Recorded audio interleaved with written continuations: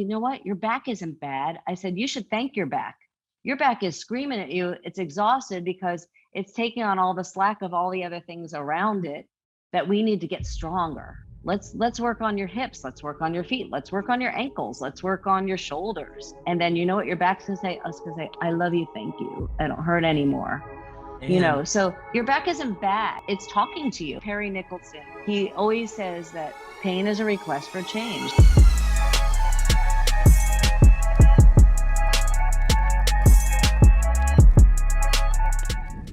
What's up, y'all? DeFoss back here with another LT360 podcast. Today, I'm alongside an awesome guest. She's a mother of three. She's a South Florida native. She is a movement and fitness coach, as you can tell by her amazing background and backdrop. And she's also a doggy mom. So I'm super excited to have Dana Clarfield on today. I think she's just going to provide a lot of value and insight and wisdom into the life of someone who discovered fitness because it ultimately changed the way they viewed their day-to-day life and now what they do on a day-to-day basis. So Dana, welcome. I'm so excited to have you here. I'm excited to be here. Thanks for having me. Of course.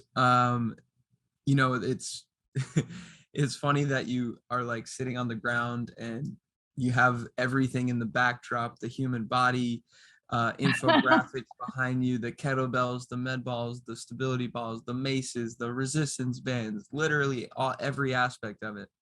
All the toys. Yeah, it's I'm like trying not to get too lost in the backdrop. Yeah. Now, I really want to start with, because I don't even know this genuinely. Give me the snapshot of day-to-day what you do currently, from wake up to go to bed.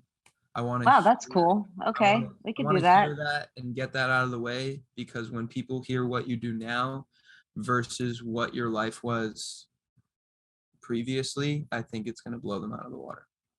Oh, so that's interesting. My day-to-day wake up is just, wake up, go on the patio, watch the sun come up, do some breath work. You're gonna really laugh when you hear this one. I'll have my coffee, and I always play solitaire. And when my family hears that on the podcast, they're gonna know what that means. And then I usually start my day with training clients. Typically my clients will come to my garage, and I'll train a couple people in the morning, and then I'll get in my own movement session, whether that's with kettlebells or animal flow, or even just sometimes some basic, what it's original strength based stuff, like whether it's rocking or segmental rolling or just reconnecting with the ground, or whatever the day serves up that day if I don't have anything planned. But there's always some kind of movement practice going on at some point during the morning. If it doesn't happen in the morning, if it's not a scheduled practice, it'll happen in the afternoon. Usually sometime in between all of those things, there's a walk with this guy, Miles, my 15-year-old black lab mix. Wow, he's good at this. He heard really on cue. Yeah, he was good there. So he doesn't make it very far. He usually gets about maybe a 1 mile walk in the morning, and if he's up to it, maybe 1 mile in the afternoon. That's pretty much like the morning. The afternoon is kind of playing catch up on housekeeping stuff and talking to people like you and connecting with people on Instagram and just trying to figure out how I'm going to present the next chapter of what I want to do. And that's going to unfold probably a little more what some ideas that I have, and that I'm kind of, I hate to say it sounds like so corporate, massaging ideas, but some things I'm throwing around that I want to make happen, and I'm trying to figure out how to make them happen. So even just this week alone, just jotting a lot of things down. I have a lot of books that I'm reading. So any free time, you can find me reading a book or listening to a podcast like yours. And on that endless learning knowledge, I have like this just thirst for just absorbing every bit of information I can about fitness and movement. And then when I'm not moving or walking the dog with my family, or out on our boat on the ocean somewhere in the Intracoastal up in Palm Beach County. Yes, Palm Beach. So what is the importance of getting in touch with a movement practice every day? What is that for you?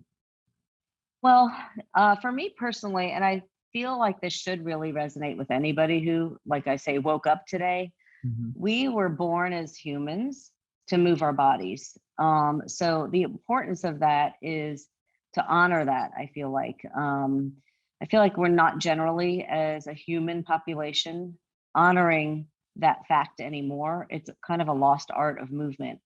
I see kids that are just, walking home from school, barely walking home because their parents are picking them up at the bus stop, even though it's 5 houses away.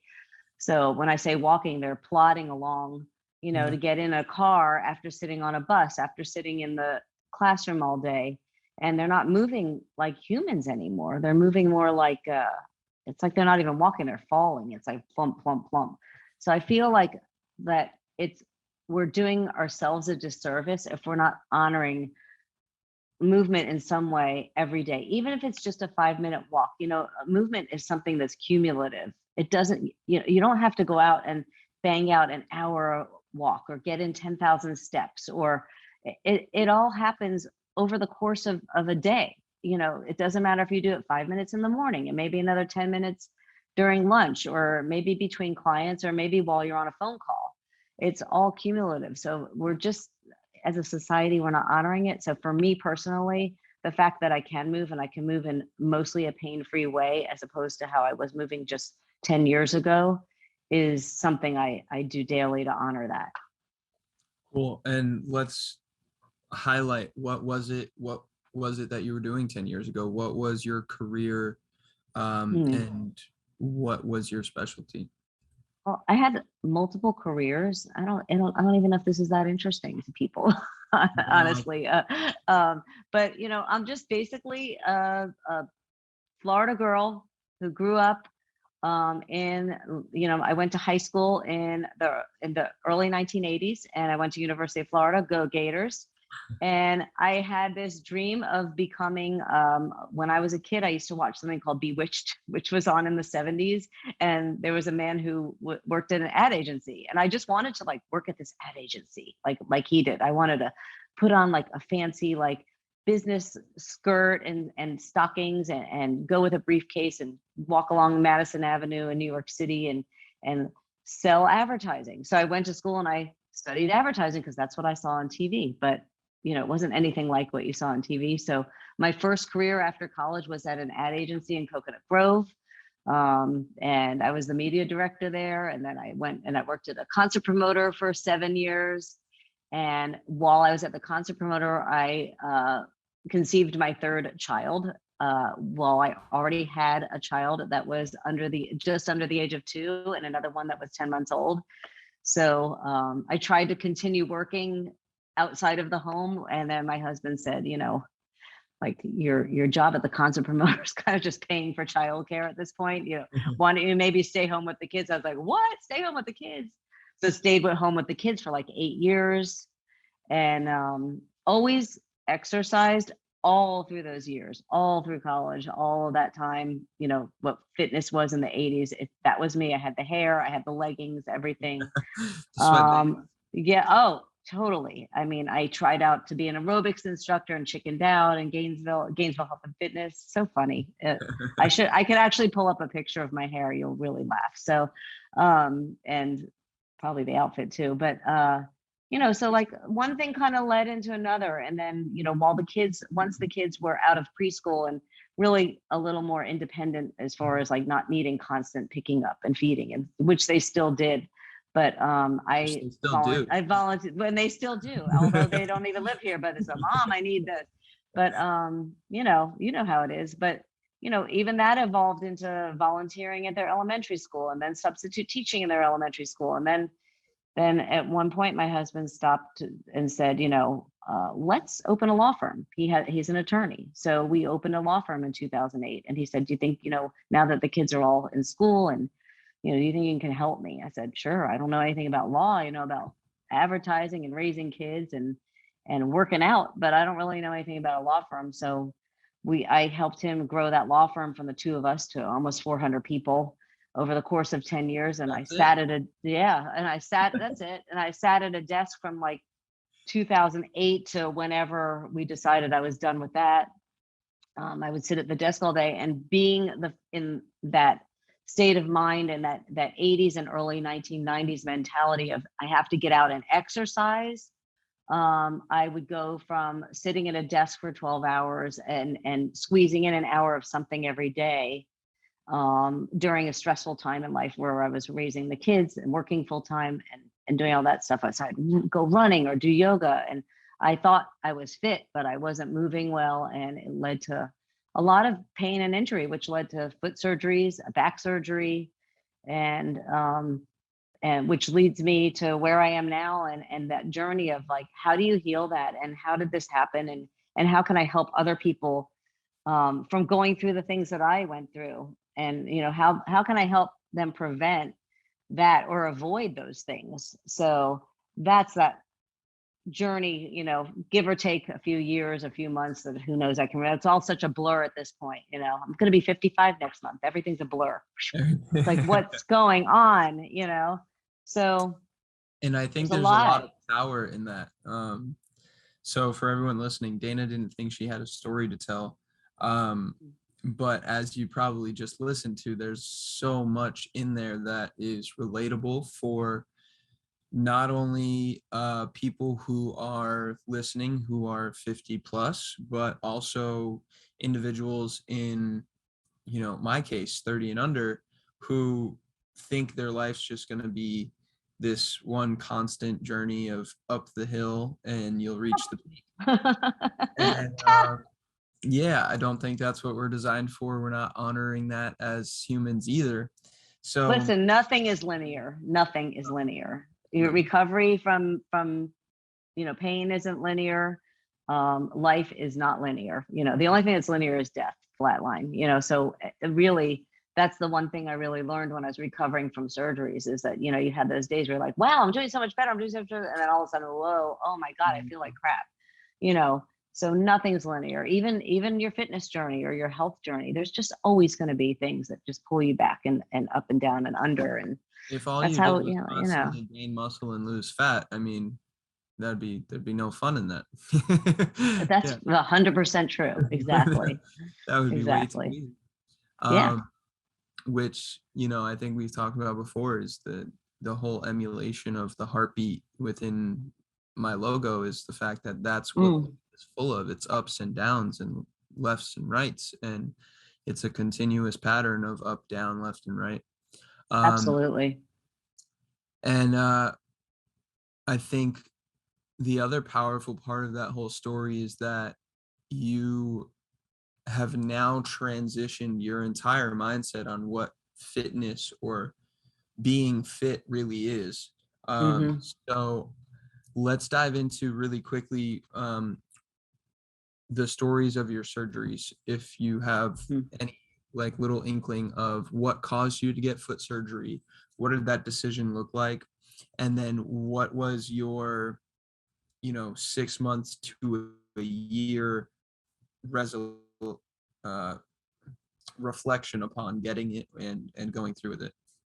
Yeah, that's like a loaded question, because if you start talking about feet with me, we're just going to have a whole separate podcast happen. So hold on real quick. What was, for everyone listening, what was the tip that you posted yesterday? Oh, to train barefoot when you're training barefoot, because I just literally was in the shower and then came out here. I'm like, I'm going to do trainer tip Tuesdays. So I filmed 10 things that I'm going to just put out every Tuesday. And the first tip is everything starts with your feet. So train barefoot with your feet when you can and you're allowed.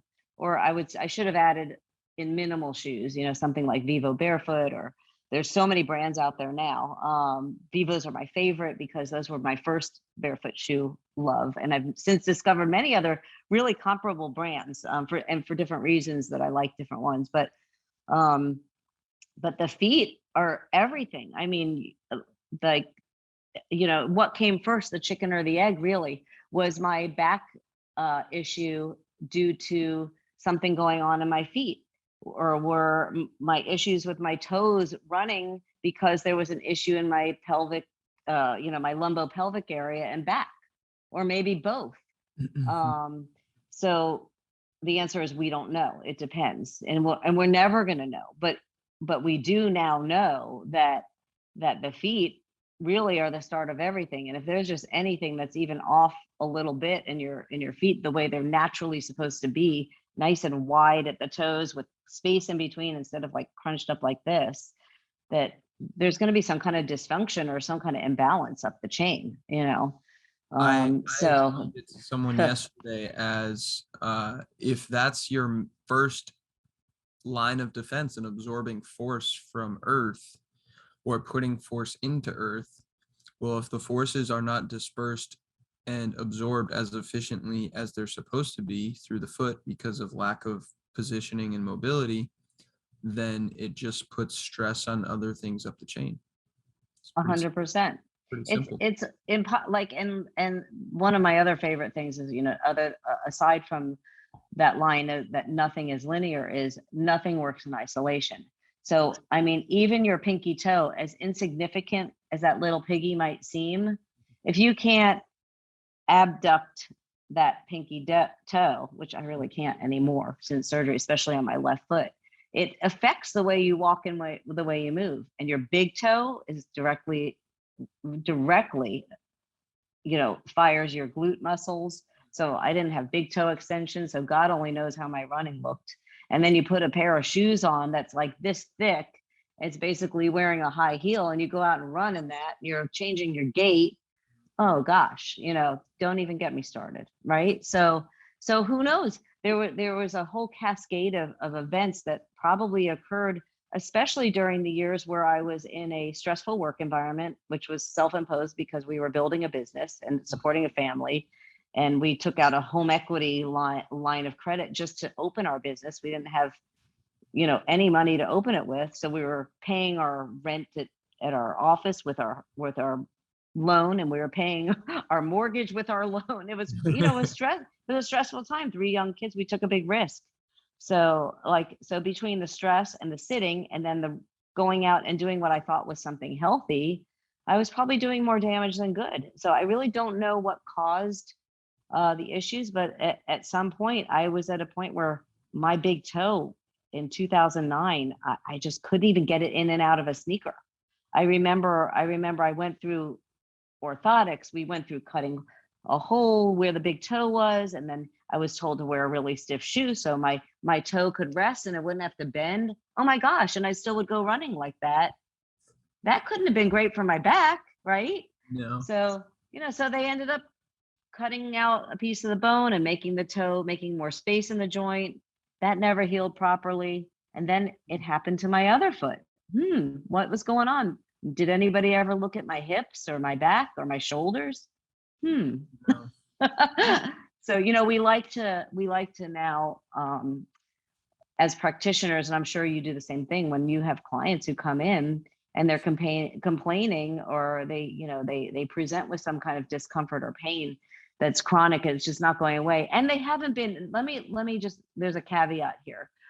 I don't want to discount people who have been in a car accident or in a sports injury or, some kind of, there is a huge difference between somebody who has had a catastrophic or an impact injury and somebody like me who maybe had something that was unbalanced, or I hate to use the word dysfunctional because we are perfectly functioning humans. We're so lucky to have our health, but between those two things. So I don't want to discount people who have really truly been injured and have like really broken their back, or they're, ruptured, they're done something where they really need medical they need medical attention. But this is something that probably occurred because, we didn't know that people needed their movement assessed, and we didn't know and when I say we, I'm going to say the general population. I'm not talking about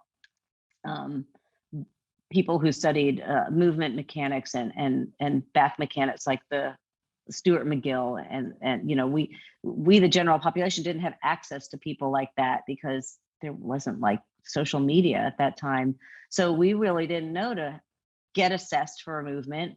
We didn't know that when your back hurts, you should look above and below the part that's uncomfortable. If your knee hurts, we need to be looking at the feet and ankles and hips, right? We need to look above and below because that's usually what's happening. So I don't think that even the people who are practicing medicine with good intention, that they're doing what they were taught, because our medical system's just not teaching movement. There's two things I want. I feel like I went off on a tangent. I'm really sorry if I did. No, it's okay. It's great. Welcome to my world. There are no rules here. There's no rules. I love it. So, two things. And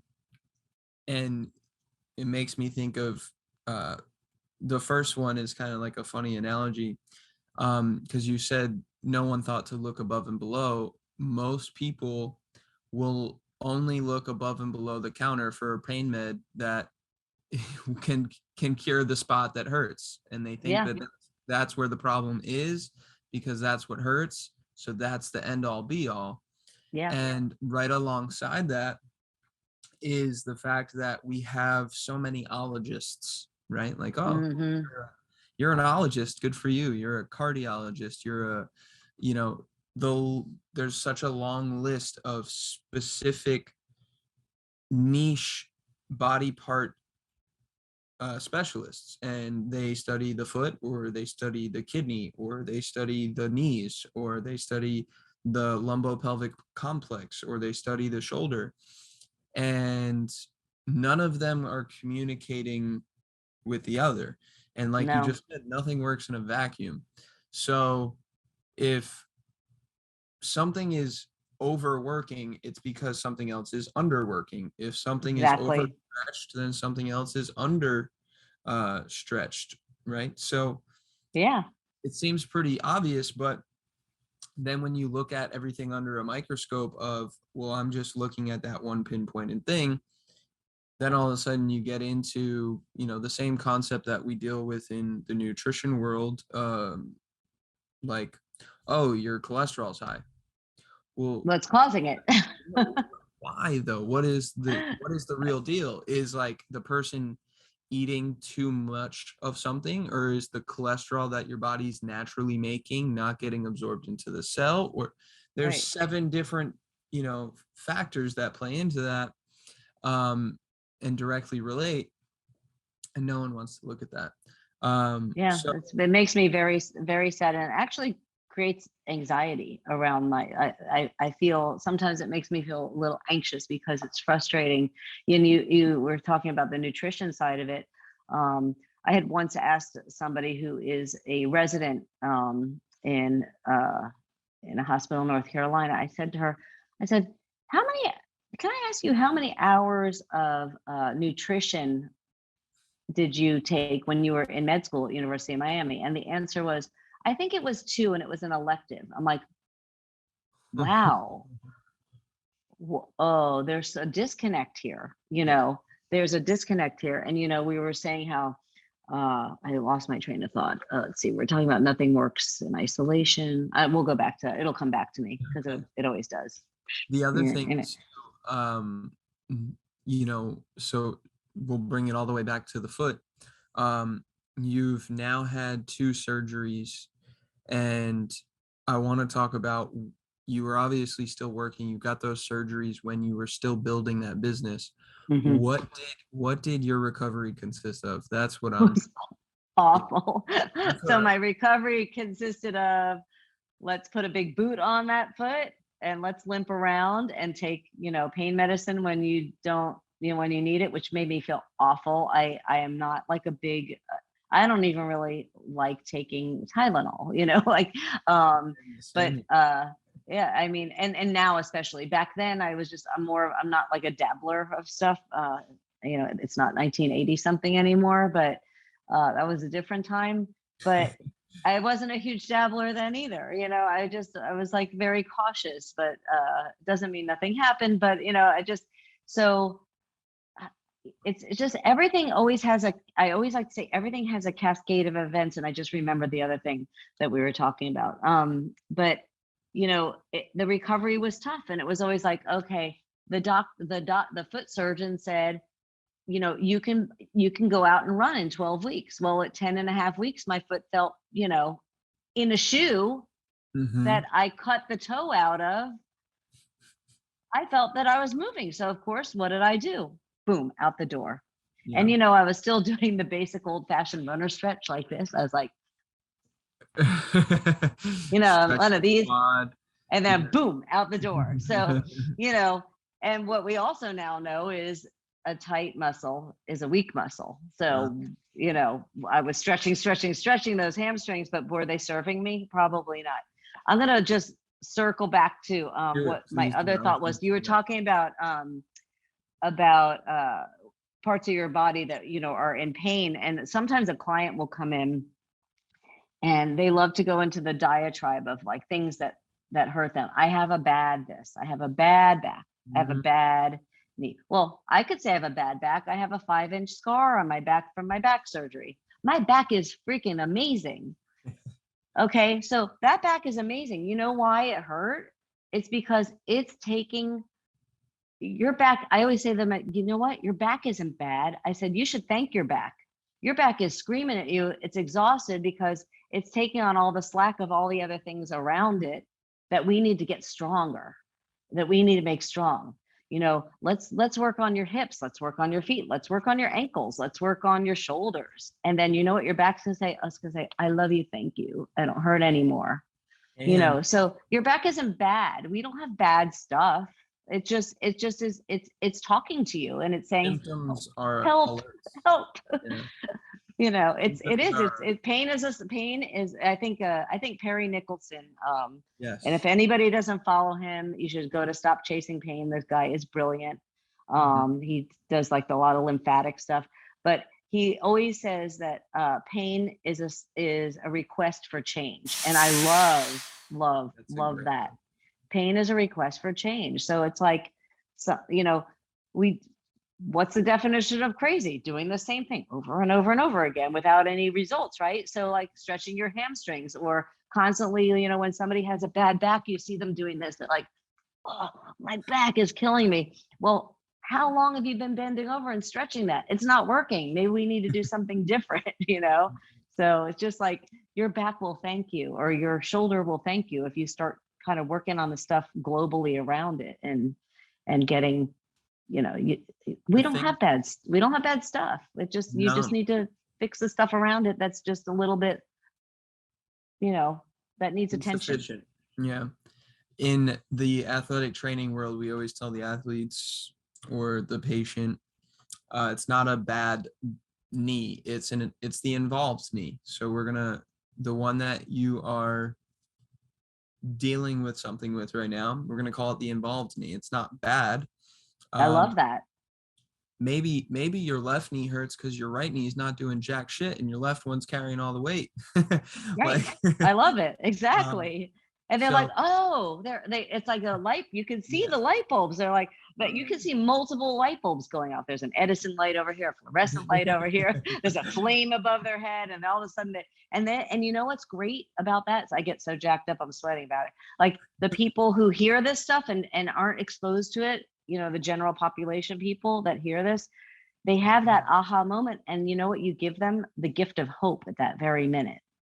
And it flips the switch, and all of a sudden they feel like, whoa, I have power here. There's, you give people that power back. Where on the other hand, exactly. And the medical system is so different. And, again, I don't want to discount, like you said, the acute stuff that really needs attention, but, oftentimes, the doctors, I think they're just so ruled by the insurance companies and the bottom line that they just have to get people in and out. And they're like, all right, okay, I see a bulging disc here. Boom, boom, boom. Go get an injection. I'll give you some, I'll give you something for that. And that's just all they know. And really all they have time for at this point. They don't even have time to take like updated courses on this stuff. No, they have no ability to do that. Most of them are not healthy or fit by human standards in the 1950s. because that was before agriculture, mass agriculture really took over and changed. Yeah. And that was before schools became a way to just get people into factories. So that's when, if you want to go based off of like what is the human body just generally and normally, and like what is fit and healthy, yes, they weren't living necessarily as long from the standpoint of they didn't have the ability to deal with acute stuff, so average lifespan was not as long, but their quality of life was probably higher from a physical Hmm. standpoint and lack of pain. Yeah.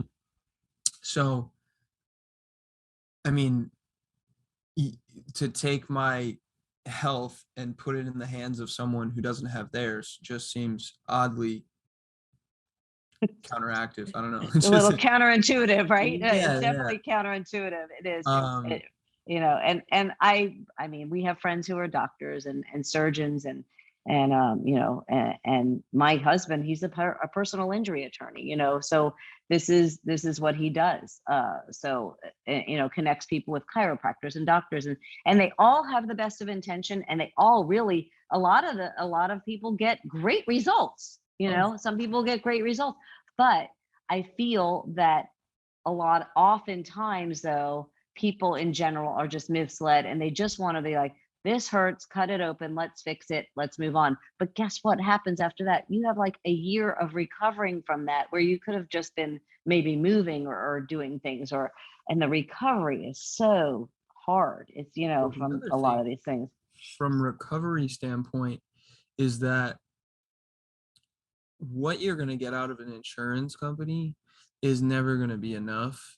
And if you're going for 12 sessions or whatever your insurance covers to a physical therapist, they're not working one-on-one with you. They're giving you something. They're walking over to 3 other tables and 3 other patients, giving them, Been there. and Yeah. they're circling Been there. around. They're hovering, and they're doing the best they can. Yep. I'm not taking away from that, but can we get to people before they have to go see a personal injury lawyer, or before they get into, a car accident, and that way they have some sort of kinesthetic awareness and control and power over how they're going to bounce back from this? Right. Uh, Right. can we get to the 40-year-old athlete at 25, so that 40-year-old athlete is now understanding of what they need to do towards the end of their career, how they need to morph their training, how they need to exit their career so that they can and remain resilient. And I think that I love the word resilient. I try to explain um to clients and even my peers when I go to dinner, I'm like, the thing is, don't you want to be resilient? So if you get in an accident, you have that best chance of recovering, and going back to the things you love to do. Don't you want to be that person who, God forbid your car goes into, a canal on the side of like the Florida Turnpike, that you are strong enough to bust open the window and pull yourself up and over? Or if you're being chased by a dog, a neighbor's dog, that you can outrun the dog, or hop over a fence to do that, or pull yourself up over something. That's like, resilience and fitness. And that's what we're really born to do, like born to be able to do those things. And just the people who are in those kind of accidents should be able to hopefully, recover much more quickly if they're already fit, and even mentally it's the same thing. Where my mind goes is, what percentage of Americans would be, not from a tactical technical standpoint, but from a physical standpoint, how many of them would be able to hunt an animal down? I don't think I could. But I mean, I'm not there yet, but I'm working on that. You could ruck for a couple days, and if you're with someone who's technically sound, you could absolutely take an animal out. But like yes, we're creating this life and we're trying to improve technology and medicine so that we don't have to do that on a day-to-day basis. But ultimately, physically, we're still the same exact thing that we were 6,000 years ago. Right. So we should still have those capabilities. Right. And I'm not one of the ones that wants to become like a cyborg intertwined with technology anytime soon. So I don't want you to either. yeah, Please don't. Please the don't. resilience factor, could be as simple as what's been going on for the last couple of years too. Like, I want to be resilient enough from a nutritional standpoint and immune standpoint. So if I do come into contact with a virus, I have a better chance of surviving with, Exactly. with or without a vaccine or whatever it Hmm. is. Like, I'm giving myself the best chance. This is what I say all the time. Give yourself the best chance. And my husband and I, we took care of his grandmother who, God bless her, she lived till she was like, I can't remember if it was 91 or 93. And she was on, she she would give herself an insulin shot, or check her blood sugar, and go, oh, she was from Brooklyn. My sugar, oh, it's good. And she would put down an Eggo waffle with ice cream and bananas on it, and we always joke, it's like, she lived till 90 something and she did fine. But we forget that it was a real struggle in the end. So you want to give yourself, it was really hard. She used to sit there and go, I don't even know why the F I'm still here. Like, she was so funny and so amazing and had so much tragedy in her life, and she remained so positive. But it wasn't easy at the end. She used to say everything's an effort. So you want to stack your cards so you can move more effortlessly and more gracefully through life, Mhm. right? You want to Because be able to conquer as many hurdles as you're going to come across, because they're going to come. exactly, they're going to come at you, whether it's a virus or a family emergency, or just there's just so many, as you know, like Yeah. that's just how it is. And ultimately, I think your resilience determines the after effect that each hurdle has on you, right? So Hmm. your resiliency before that foot surgery, if it was higher, you could have had a better turnout afterwards, right? Right. Right. So that's ultimately where we come in and say, okay, well, let's take this wellness and preventative approach. I really have to connect you with my business partner, Tina Rose. You would literally talk for 8 hours with her. I have no doubt about it. She's a mother of 2 or 3 college age kids. She is a nurse practitioner, worked as an OBGYN. I mean, you guys would just hit it off. I got to connect you too. Um, so that whole premise of like, let's take that wellness approach, that preventative approach. Let's teach someone to move better. Let's teach someone to be more mindful of what they do day to day, Yep. and more grateful for the physical abilities that they do have. And Yes. let's give someone the mindset of, if you're in pain, well, let's figure out why. What are the tools that we can use to take myself out of that? And Hmm. ultimately, not just go look for someone to give you the answer, but internally find the answer and then Yeah. fix it little by little. Because like you said before, it's an accumulation. Movement is accumulated over time. Right. We, since the 70s, had this idea that, like, okay, you just dedicate an hour of workout time to your day, and you'll be Hmm. a healthy person, which we know is If not. you're inactive the other 23 hours, you're Yeah. not an active person.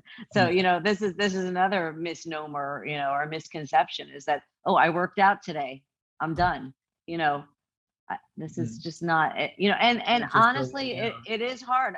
I was that person, I know, and I Mhm. have been there. I mean, my husband was traveling, building our business. I was building the business at home. I had 3 kids in 3 different schools. They didn't drive. There were meals to make and homework to do, and I just wanted to get in that hour. But look what happens. and Mhm. and it doesn't happen to everybody. There are those outliers who can do it all, and they can beat up their bodies, and for some reason they're still like, running at 90 years old. They're like, great, or I see people that, oh yeah, that he ran like 14 miles yesterday, has no pain. It's like, great. There are those outliers, but it is Yeah. inevitable for most of the time. You cannot run on that kind of that kind of schedule. Your body just wasn't built like that to just bang out an hour of exercise and then go do all the other stressful life things all the rest of the day. It's just not sustainable. Like, you know, it Yeah. just doesn't, you want something that's more sustainable. So even From the I love talking about the nutrition stuff because I too was guilty of, feeding my kids just whatever they would eat, chicken nuggets, and it had to be Purdue. They wouldn't eat the other brand, the Tyson. That had to be the Purdue because certain textures, and as a mom and you're busy, you just want your kids fed, right? And Kraft macaroni and cheese. But, we now know, or I now know, because of the vacuum that we're in, or I like to say, there's this really, really fantastic fitness professional. His name is Jason St. Clair. It's Katie St. Clair and Jason St. Clair. They are physical therapists who run a really, really tight Instagram feed and have really great workshops and information out there. But he always says we're living in an echo chamber when we have, sometimes these podcasts and we're kind of all just talking to each other or talking to the people that are just, this is our interest. So we're kind of just, it's almost like, CNN and Fox, it's echo chamber. But, now that I'm in this echo chamber and not the echo chamber of, I got to get up, get in a workout, get the office stuff done and get the kids taken care of. I'm in a different echo chamber. Like I've since been so much more interested in actual like nutrition, not diet. I can't stand the word diet, or you like it just, how are we, nurture nutrition? It's like the same word. Like, what are you putting in? Yeah. Diet, DIE. Yeah. I have friends and it's like that every year or every 6 months they're on some kind of different diet and then they're off, or they just, it's like, how's that working? Just if we could just like think about what you're putting in and all the things we've even found out about seed oils now and chicken and the way it's treated and grown. And this is a whole, like, again, I could do a podcast about our feed, a podcast about the food. And it's not stuff that I have, that I've come up with. This is all stuff that I've learned from reading books like The Dorito Effect by Mark Schatzker, which was brilliant. And even Sean Stevenson, who has, what was that book he had? Eat Smarter or something like that. His stuff is fantastic. I think is fantastic. It's really relatable. There's a lot of the stuff that you like that's out there that is interesting to you, interesting to me, might not be interesting to some other people, that's outside of the echo chamber. Unfortunately, because I feel like the one thing we all have in common is the human body, and our echo chambers learn more about the human body. Yeah. And treat it better with what which I feel like should be a part of every echo chamber. If you want to be successful in whatever you're doing, give yourself the best chance. Optimize the way that you move, you deal with situations, that you deal with anxiety, depression, that you deal with stressors of everyday life, that you deal with food and the way that you intake it, and how that can change your capacity to work on a computer for longer, if that's what it is, and make a better game or come up with a better idea for a commercial. If you're a marketing person, it all seems it's the foundational thing for I all always of say, like, why wouldn't you want to get better at something? Like, even especially as we age, it's like I have so many people in my peer group, dear friends who will be out to dinner like, oh, my knee, I played pickleball and my knee is bothering me. And so I'm going to rest it. And, my knee keeps bothering me. This getting old, they'll say this getting old thing is really sucky. I'm like, but why does everybody blame it on aging? I mean, of course there's things that happen. I mean, of course, like my fingers are starting to bend in certain weird ways, like my mother's, like, of course we're having stuff, but like, don't always blame stuff on like these like cliches, like, oh, it's my age, or, oh, it's this, because we're just so malleable. There's neuroplasticity in our brains, and and there's just, our bodies are constantly reinventing themselves. And like, why wouldn't you want to just keep getting better and better with years instead of like declining and getting decrepit. Like that's my biggest fear is I don't want to be decrepit. I don't want somebody else wiping my ass. Thanks. That's good. That I'm is my good. biggest fear is like you mentioned earlier, like the zombie apocalypse comes, I am ready. Like I am fully optimized and ready to handle whatever happens. I'm With on Team Dylan. all skill sets and all physical challenges, I'm gonna figure it out. Right. I think that's one thing that people don't train enough of either. Like we talk about resiliency, but how about adaptability? Because Yeah. ultimately, like you can be resilient really well at one thing, right? You can be very resilient to a bar with a bunch of weight on it and pressing your feet into the ground to pick it up. But your adaptability to be resilient or have your spine or your hips or your ankles or your knees be resilient in other positions, if you can't adapt to that position, then you're no longer resilient. You're just as Absolutely. You know, you're my own a coach, liability. my own coach will talk about stuff. Sometimes I'll say, what do you think about a client who has blah blah? He goes, just get them into a position they're not used to being in. Because it's so true. It's like if you just put people into and they just start learning those other things, it's like it's so funny because you can adapt to all those things and just learning all these other, like, who knew like that I could be animal flowing at this age, or like honestly, like after a back surgery, after my back surgery, when my doctor said back surgery was December 9th, 2015, I think it was like January 20 something I had a follow-up, and I think I went to put on a shoe. He goes, oh no, he goes, you really shouldn't bend like that probably for the rest of your life. And he goes, also no lifting heavy things or twisting. And I'm like, oh, okay. So but that was like, that doesn't seem right. I see football players back out there after surgery and stuff like that. It's like your body is it just is your body is resilient. But if you're going to sit there like a lump, it's going to become just, It'll adapt to that. well, there's another really good thing. lump. Yeah, you're a really good lump. Well, so I think Gray Cook, I'm pretty sure in one of the functional movement podcasts or books, or maybe it was like Kelly Starrett and Supple Leopard, I don't know. One of them said something about how the body will take on the shape that it's most used to being in, right? So if you're sitting in a chair all day like this, where are you going to be, or if you're sitting on a couch in a really comfortable smushy pillow, all day, like what's going to happen? So can you imagine, like, if I had listened to that doctor and just cuddled up on my couch and just went into that like Netflix hole and said, screw that, doctor told me I can't do any of that stuff anymore. We put these limitations on people. Like, don't put limitations on people. And don't put limitations on yourself. There's a really good book. No. I don't think I have it right in front of me. Be limitless. Yes, be limitless. Hello? Right? Our body is Hello? capable of infinite, possibilities. And so two things. One, this book that a colleague of mine wrote. I keep expecting it to just drop out of the sky, to like one side of your head. I found it. It's over there. It's called Rebuild. And it's all about not accepting the diagnosis. Oh, I love that.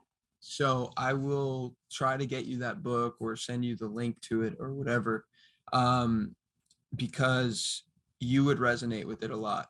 And for sure, he was a medical doctor, reached the age of like 45, and completely just was losing touch with all of his health, right? Stressed out, way beyond belief, ends up getting cancer, ends up telling the doctors, like, listen, you're going to take it out. They're like, well, that's like the most risky thing we could do based on where it is. Like, and he's like, I don't care. Take it out. I'm going to figure this out. I'm going to rebuild myself, and gonna be able to be resilient from now on, and he just committed his life to it. Fantastic. He's now 52, 53, best shape of his life. He's 7% body fat, ripped and shredded, almost 200 pounds, tall, good looking guy, 6 feet, 6'1". And he literally has like a scar down his chest that's 12 inches long. And it's really powerful. He just talks about the basics of what to do nutritionally, supplementation wise, exercise wise, and mindset wise, how not to just accept the narrative of like, you shouldn't do that, or you are this, you have ADHD, you have a degenerative disc, you have Yeah. no cartilage in your knee. And he goes, stop accepting the diagnosis. It's not who you are. It's Right. just a symptom of who you were. Now change that.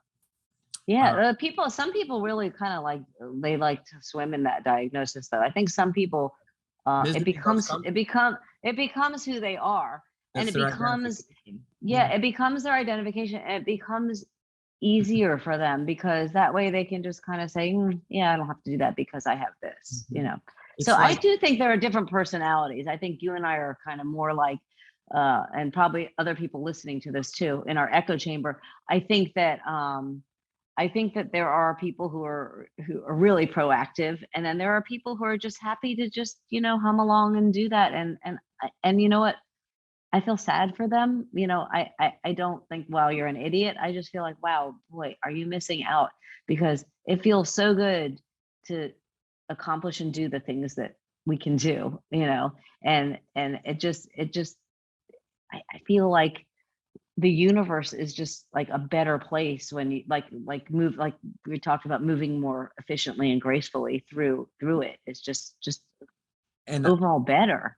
if there's one thing I've learned in the last year and a half, 2 years, is the emotional connection that we have physically with different parts of our bodies, right? So the right side of our body is more associated with the masculine, proactive, being out in front of, doing things like tackling the day.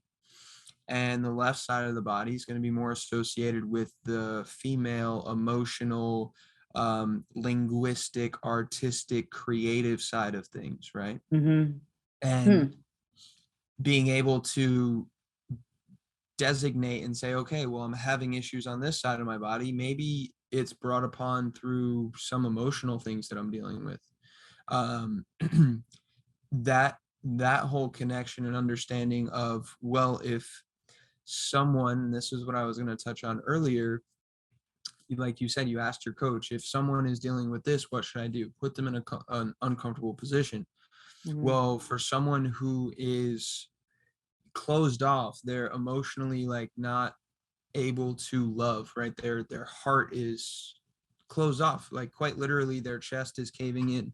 They're around a computer all the time. They're not interacting. They're not Cyborg, the cyborg alert. Yeah, right. And emotionally, that chakra, that energy wave inside of their chest around their heart is closed off. Try putting someone like that you have, Dana, into a crab walk position. Yeah, you're gonna open up. And they will die. They won't be able to breathe. They won't be able to move. The efficiency of saying pick up your right hand and your left foot at the same time, completely illiterate to it, no awareness. And it's funny how you can make those connections, like, wow, this person really has an emotional limitation that is completely inhibiting them from moving or gaining in that position and moving through it efficiently. Absolutely.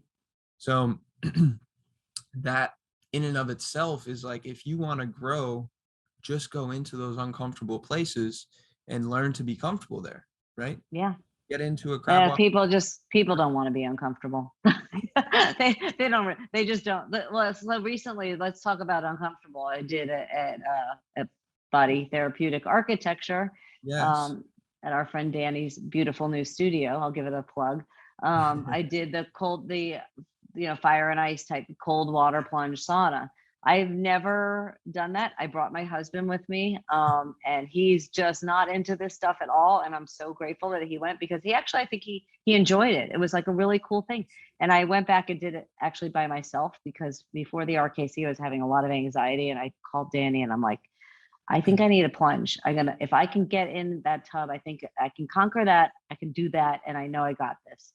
So the first time I went with my husband, we did the plunge together. We did the 2 minutes under that water, and then I was more fearful of going in the sauna, because I get a little bit like, not claustrophobic, but I get like, I just don't really love being closed in heat. Yeah. So I knew I could maybe handle the cold plunge, but the this- sauna, I was like, I don't know if I can stay in there. I couldn't wait to get in that thing, and I didn't even want to come out. But honestly, like, putting yourself in that discomfort, it So almost, when you face it, it almost becomes, I would venture to say, comfortable, yeah. because you almost feel like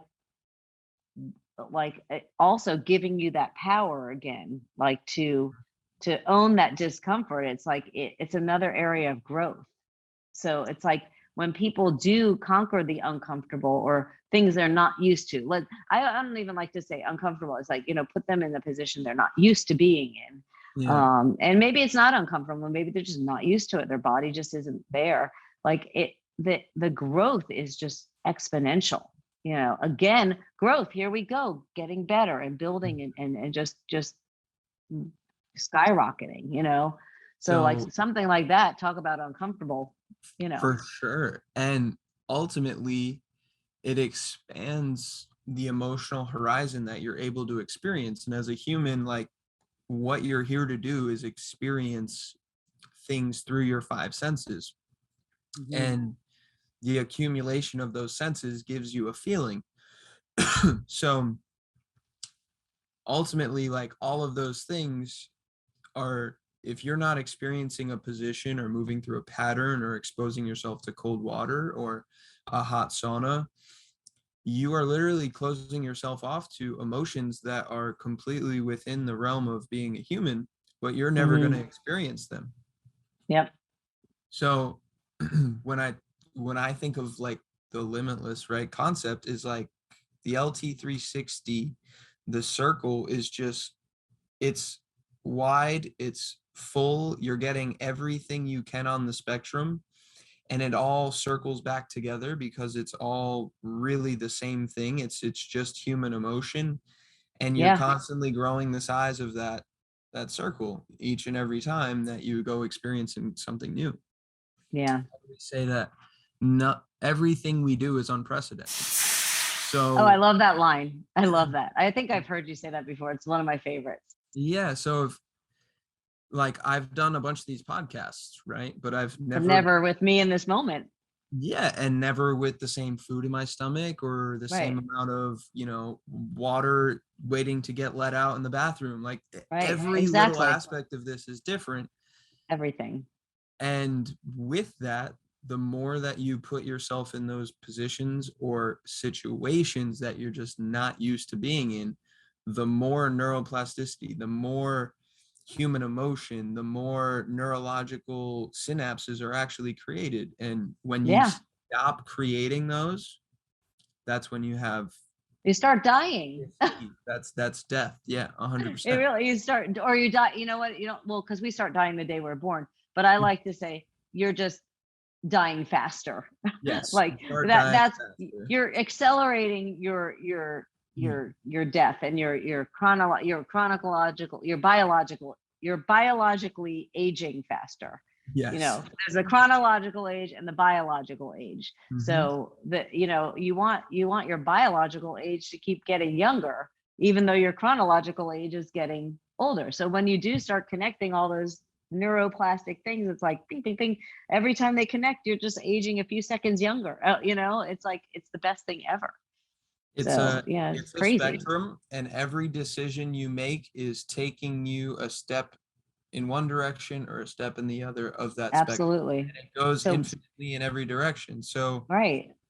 yeah, you could take 10 steps forward and then 5 back and then 10 forward and 5 back. And if that's how you live your life, you're going to get there eventually. But I mean, it's just going to consistently grow and grow and grow and grow and grow. And Yeah. likewise, in the opposite direction for no good. If you eat McDonald's and wake up and eat Taco Bell, and then wake up and eat McDonald's and wake up and eat Taco Bell, like you're just going backwards, you know?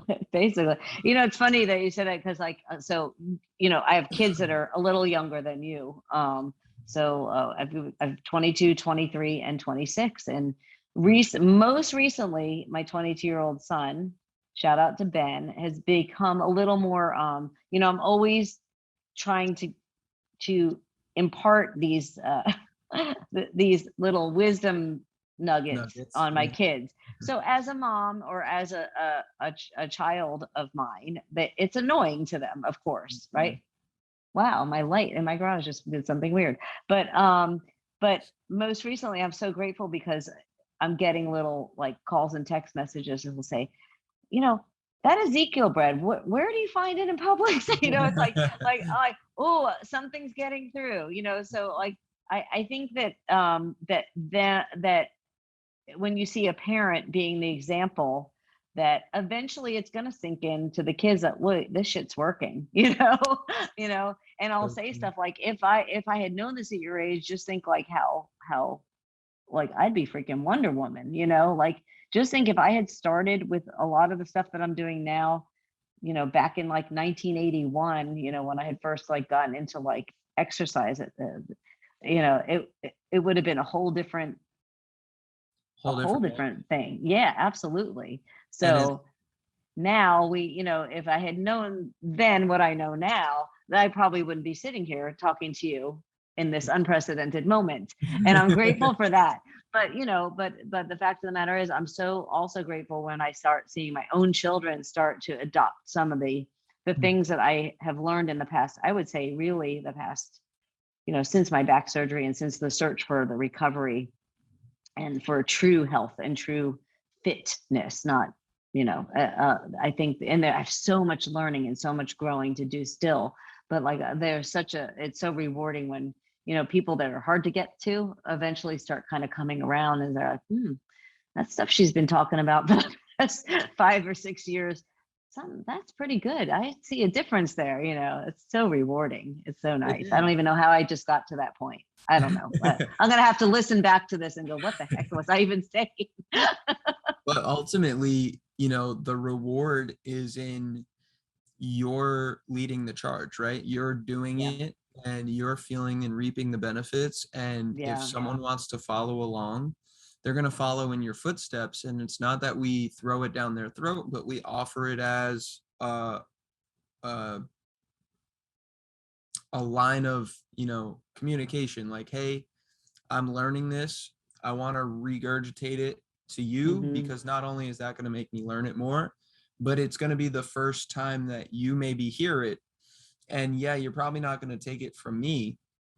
We always say in business, you have to learn, you're going to learn something after you hear it 7 times, 7 different ways from 7 different people.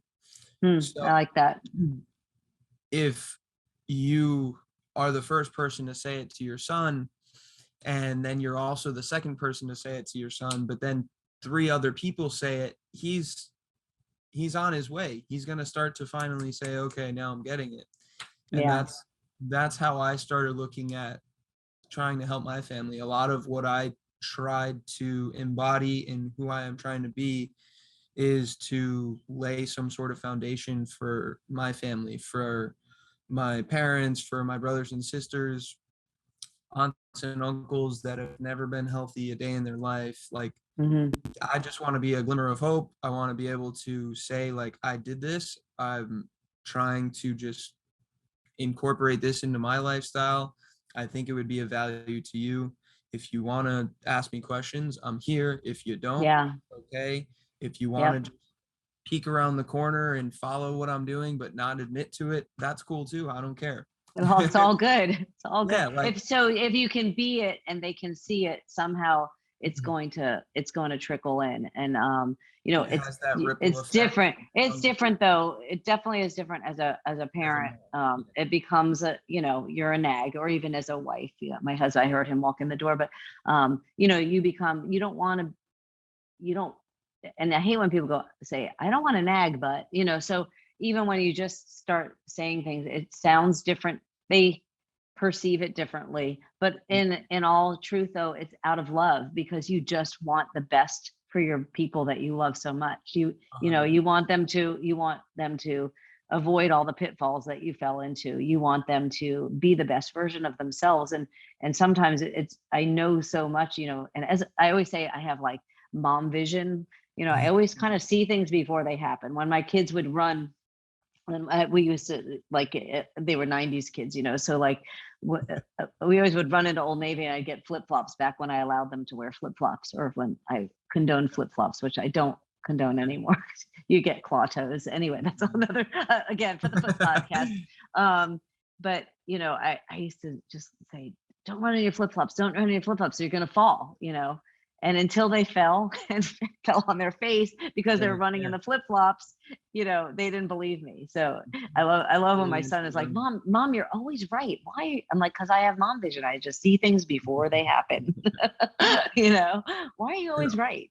Ultimately, it's experiential learning that's going to create the most profound effects. And I think that goes back to, when you are experiencing it, your five senses are giving you the foundation to have an emotional attachment to whatever it is that you're experiencing. So absolutely, when all you're getting is the verbalization of someone saying it to you, and maybe the body language that they're saying it in, you're only getting two senses of that, right? You're only getting the visual and the auditory sense to try to create that emotion.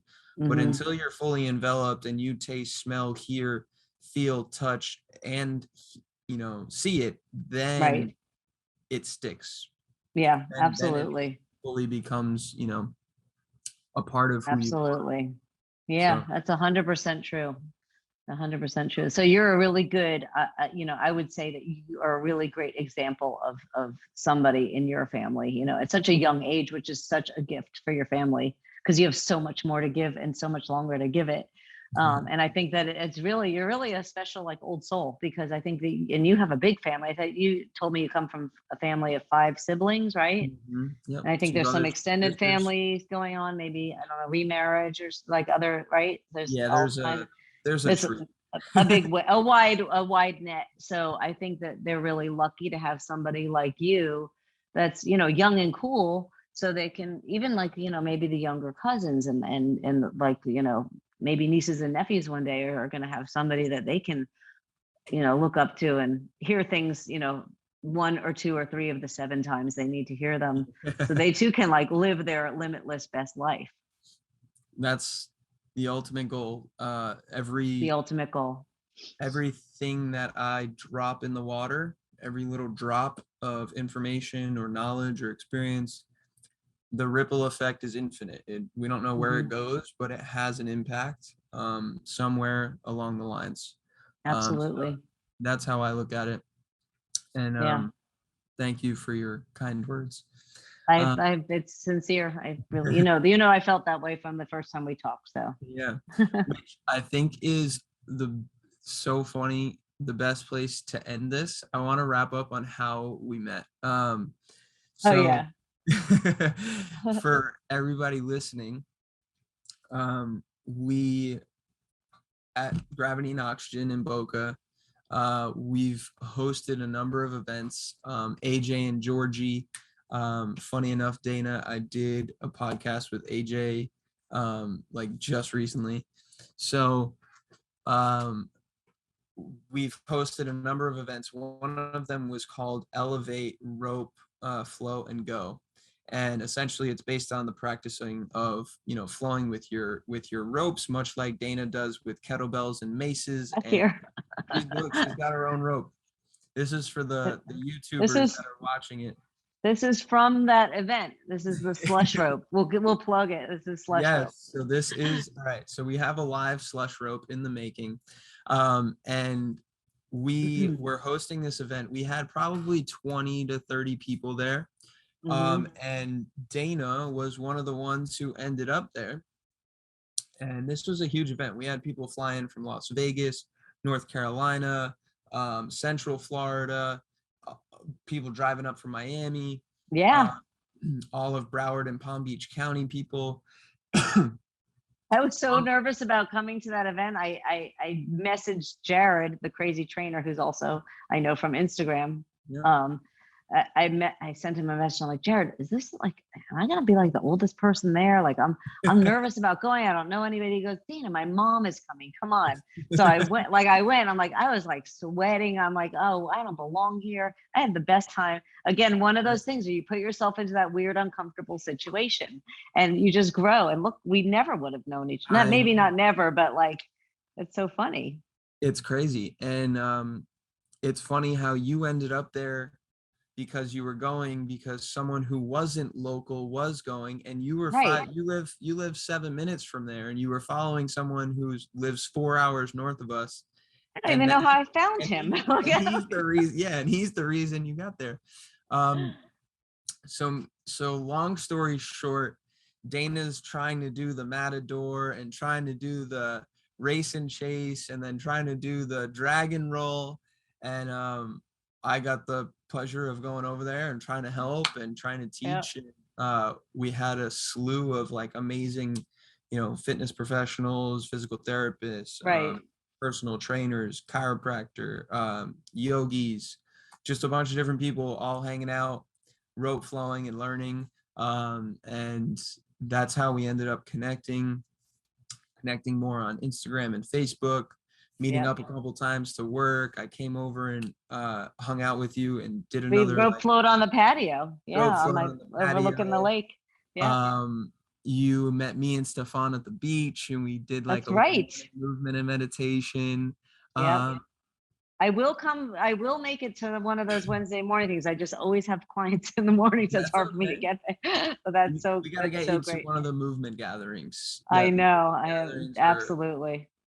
And on like a Saturday or Sunday, having just the slew of the South Florida fit pros and movement community coming together. It's great.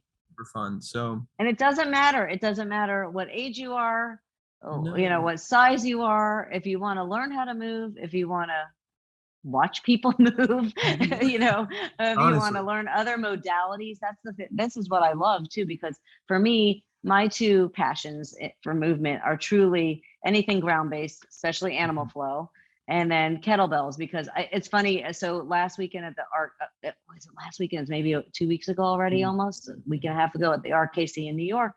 When I went, we were doing our intros and we were all sitting around this big circle.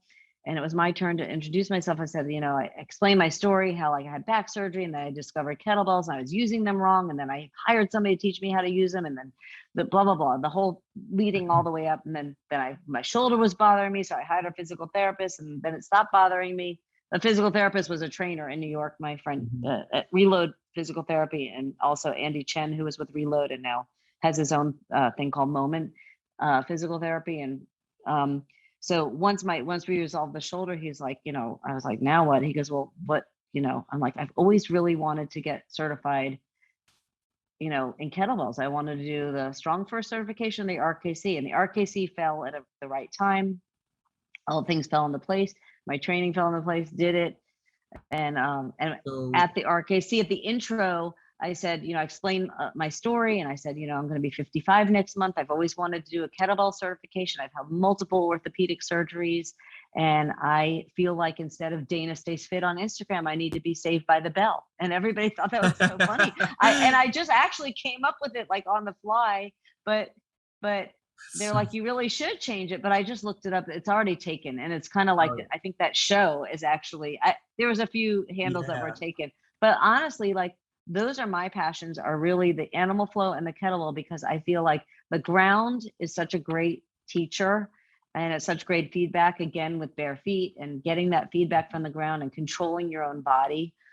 We have so many people that are going into box gyms and places and they really can't even, control. They can't get into a squat. They can't, do, a contralateral limb lift and stuff, yet they're picking up a 50-pound dumbbell and curling it, but they don't have control of their own body.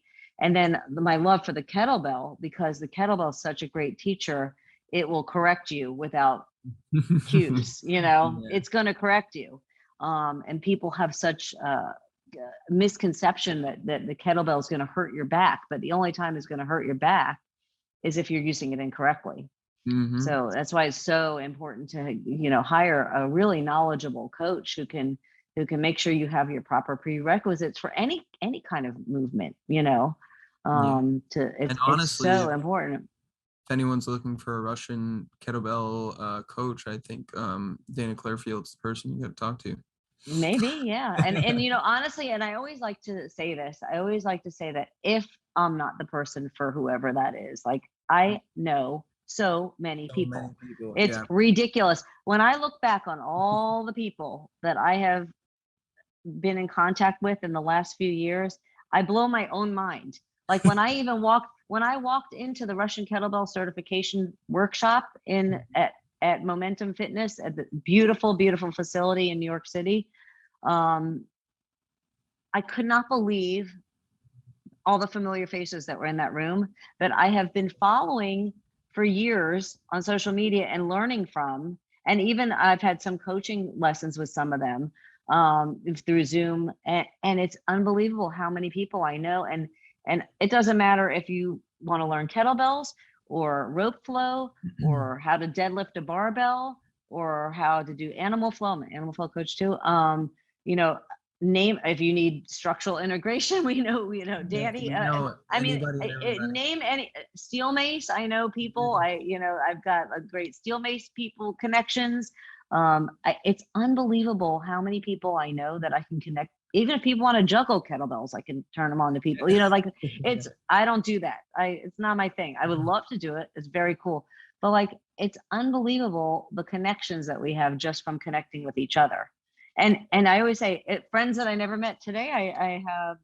I spent my lunch hour with a friend I've never met in person, Allison Lee, who's a fellow animal flow instructor. She's in Denver, and we snatched kettlebells together. We did the 100 snatches today. It was just because, she's RKC. She's RKC also. She's like, I haven't done my 100 snatch test in a while. I'm like, let's do it. We doubled the time, but it was just such a great, all these people that connecting, and everybody's so giving of their information and knowledge. And I think that's what makes it so cool. It's not a competition, it's a collective. And I love that. It's all collaborative, right? Yep. I love it. Yeah. It's like a fitness collective. I just love it. Yeah. Makes me so happy. I'm so happy that my cheeks actually hurt. So I must need to work on those muscles. Yeah. You gotta work on the zygomatic muscles there. Zygomatics. All right. This is the part where I give you the microphone. If you have any question that you want to ask me, you get to become interviewer for a question. I didn't know this was going to happen. I was unprepared, but that okay. Let's see. Do I have any questions I'd like to ask you? Okay. So my first one question is that I know that you were an athletic trainer, and you did tell me your experience with training athletic teams it was up north, right? Yes. I can't remember what team it was. If it was football, I feel like. Yep, and what was your most impactful experience you ever had from that particular time in your life? Okay. In a nutshell. Love it. This is good. Aren't all questions pretty much loaded? Aren't they all loaded? For sure. So, all right. I worked for a number of different colleges up there as an intern, just like a nurse practitioner has to do their nursing hours at a hospital. Like rotations. Yeah. Yep. So I had a rotation every semester. I had to work at a different school or a different strength and conditioning facility or with a different team. My last semester, I was able to work with the New England Patriots. So we were 30, 40 minutes away from Foxborough. So the head of our department, who was in charge of putting each student in a different facility or at a different university, got a call from one of the 4 athletic trainers on staff at the Patriots and said, we're looking for interns. We wanted to offer your school program an opportunity to get 2 people here Is that something you're interested in? She came to me, asked me if I would be interested. I was currently in my senior year season of basketball. Mm-hmm. So this was my 5th year of college. I was set to graduate in like 6 months. And she came to me and asked. I was able to go and do that. And quite honestly and funny enough, I had just started my nutrition master's as well.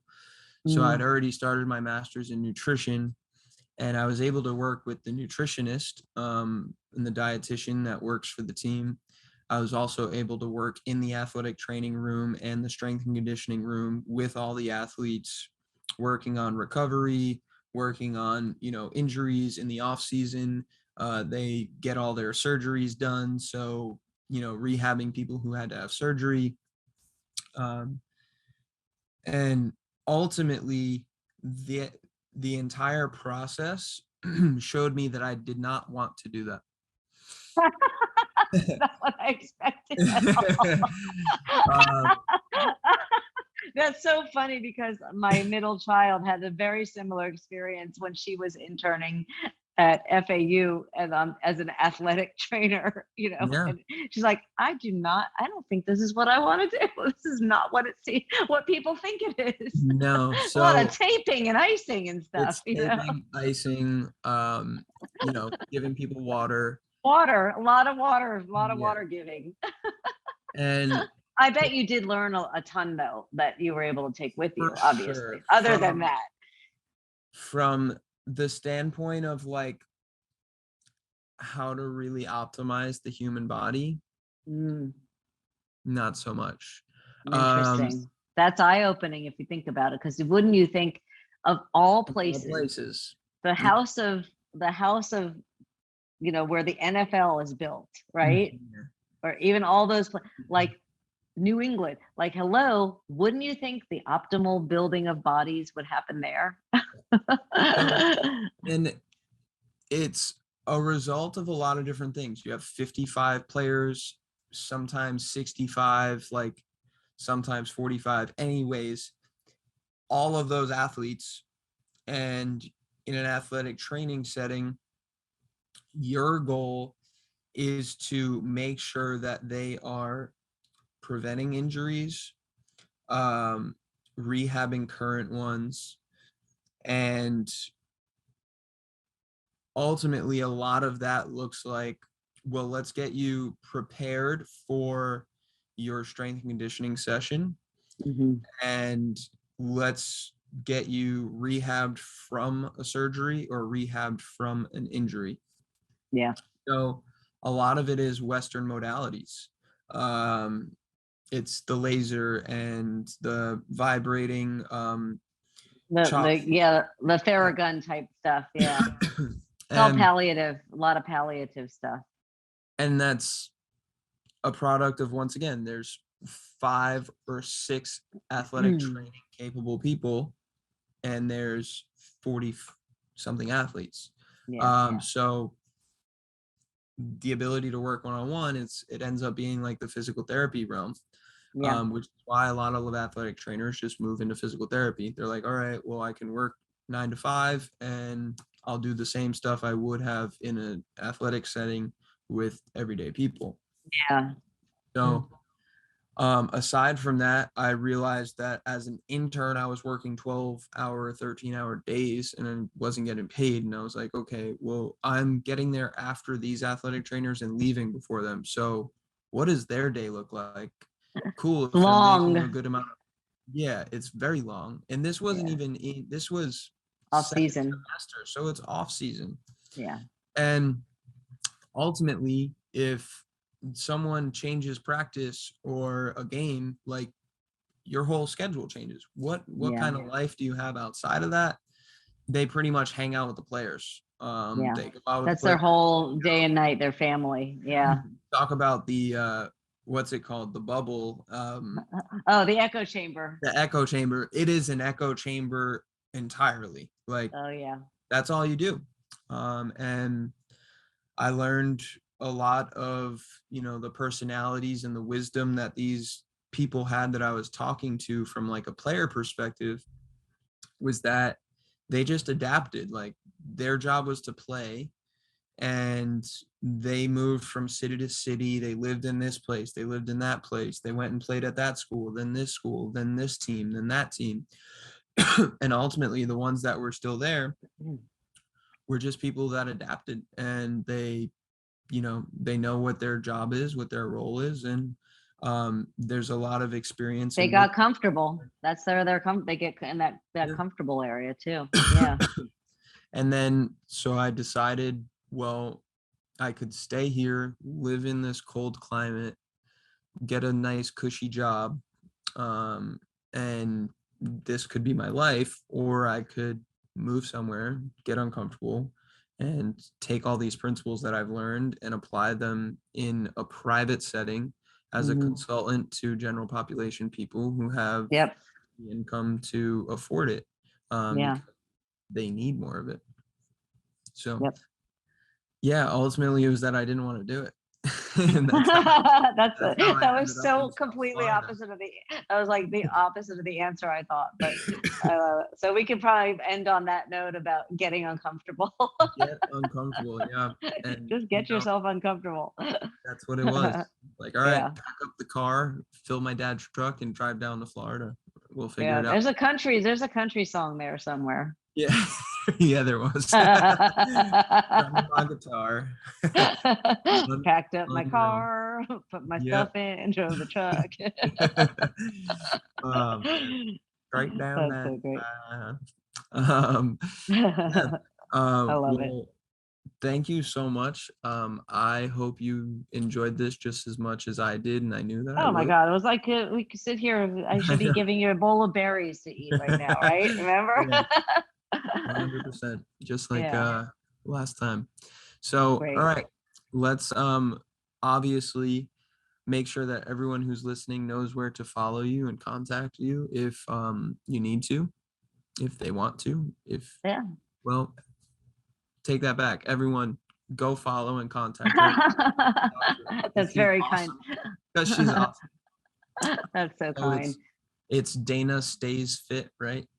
Yep. Unless I can change it to Safe by the Bell, but we'll see. DANASTAYSFIT. No spaces, no underline, No spaces. dashes. Nothing fancy. Dana Stays Fit. Yeah. On Instagram, probably the best place to reach you, right? For now, we're trying to build a website, and we didn't even talk about. My whole goal here is like really to get. I think a lot of the crowd that's not even really on social media or on Instagram like you and I are. I got to find a way to get this message to people sitting on their couch that are, hi, it's time to feed you. Hi, Miles. I joke about it, but I'm serious. I need to get like myself onto Dr. Oz and get these people out of this 1980s mentality. And that you have to exercise it. I want you to be fit, not exercise. I want you to get fit. I want you to move. Let's start you from the ground up. Let's start you crawling. Let's start you rolling. Let's get you reconnected with let's move more human. You're not broken. You're not your MRI. I want to get into like maybe have an article in AARP magazine for older people. Nice. These people are not on Instagram. No, they're not. They don't understand it, and they don't have the patience for it, and they're not in our echo chamber. So I want to.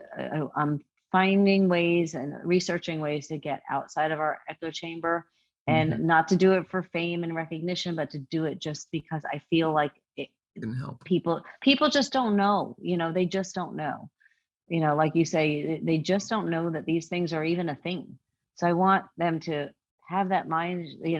I always say that people are still operating on, a BlackBerry or a flip phone Yeah. when it comes to their health and their exercise, when they really haven't upgraded their operating system, but they've upgraded everything else in their life, but they're still stuck in 1980 something with their health and fitness. And I don't know why.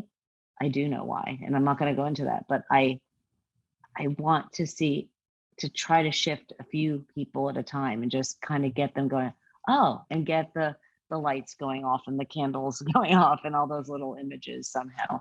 So that's my goal. Remember you said saying, what's your goal? That's my goal. I'm trying to achieve it. It's going to be a slow climb. So if anybody out there listening knows how to connect me and how to get me there, or, has connections, help, SOS.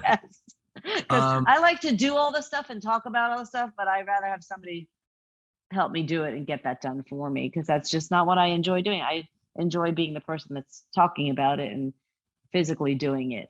But when it comes to all the other stuff, it's yuck, not my thing. Bad example, right? Makes me uncomfortable in the way that doesn't help me.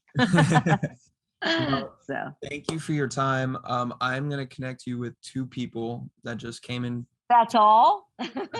Well, immediately. Yeah, but that's going to have a ripple effect. Yes. One is Tina Rose, one of my colleagues. She is the one I mentioned earlier.